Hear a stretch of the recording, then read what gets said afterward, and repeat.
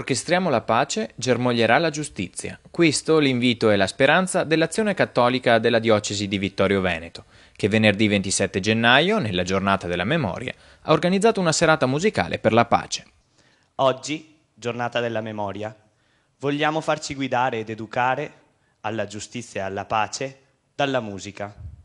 Costruire la pace, lo sappiamo bene, non è questione di gesti eclatanti, si fa giorno per giorno.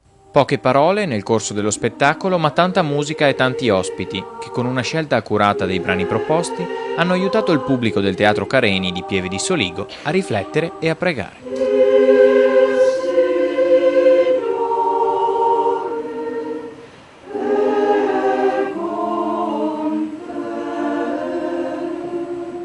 La corale femminile vittoriese ha aperto lo spettacolo cantando una toccante Ave Maria. Poi è stata la volta di Nicoletta Naibo, cantante ventenne di Vittorio Veneto.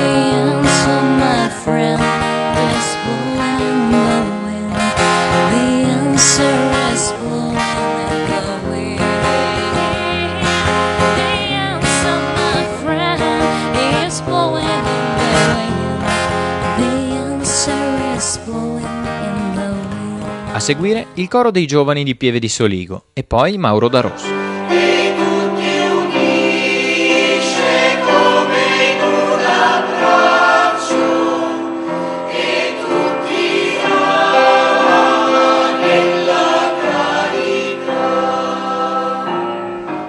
Piena facoltà, egregio presidente, e scrivo la presente che spero leggerà. La cartolina qui mi dice terra a terra di andare a far la guerra quest'altro lunedì.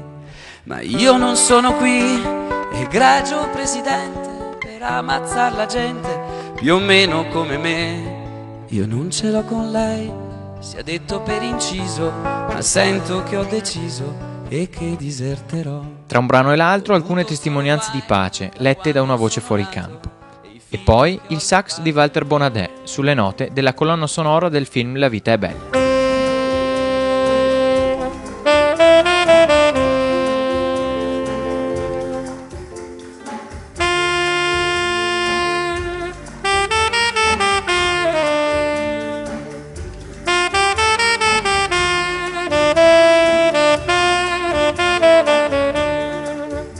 Per finire, il pianoforte di Andrea De Ros e le voci del coro Code di Bosco di Orsano.